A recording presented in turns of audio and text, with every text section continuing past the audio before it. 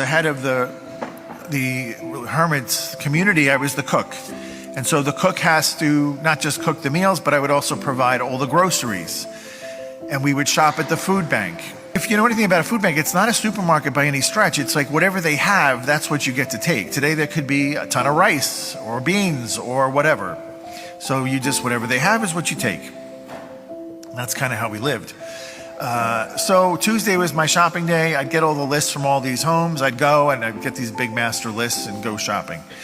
And I get a phone call from Father John Paul, and he says to me, you know, Brother David, Marie is very sick, and I know he loves black licorice. If you find any black licorice at the food bank, please pick it up. And I said, Father, I haven't seen black licorice probably since I was 5 years old. I don't even know if they make it anymore.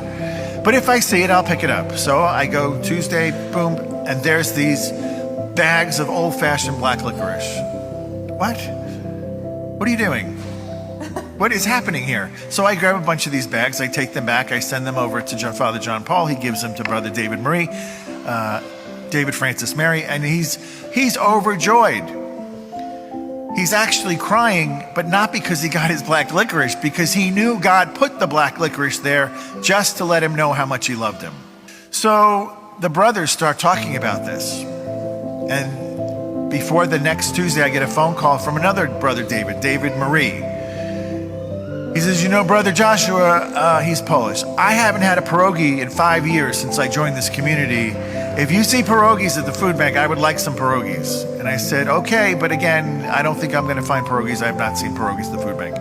That following Tuesday, they had pierogies at the food bank. They had so many that I bought enough home to feed the whole community, all 100 of us. So now the sisters start talking. They're in on this now. And I get a phone call from Sister Mary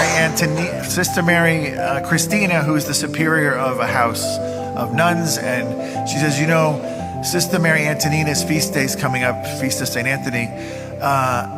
She loves tulips. It would be wonderful if you could find some tulips at the food bank and bring them home. And I said, Sister, it's a food bank. It's not a florist.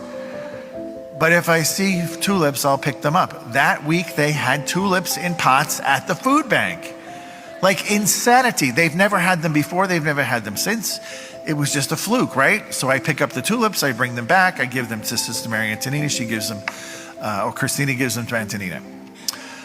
Well, that week, after this third episode, I am in the chapel praying one day, and I go, you know, Lord, you're creating a monster here.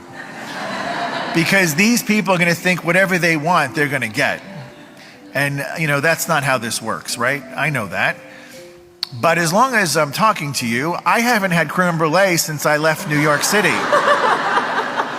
I would like the creme brulee if you could get that creme brulee to the food bank.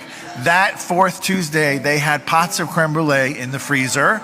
And we took creme brulee back for the whole community. Everybody had creme brulee. And that was the last day that happened. We had the 4 consecutive weeks to let us know that he is still on the throne and hears and answers all our prayers. And he is a powerful God. He can put anything together. He can answer any prayer the way he wants. He can provide, even through a food bank, crazy food and flowers that were never normally there.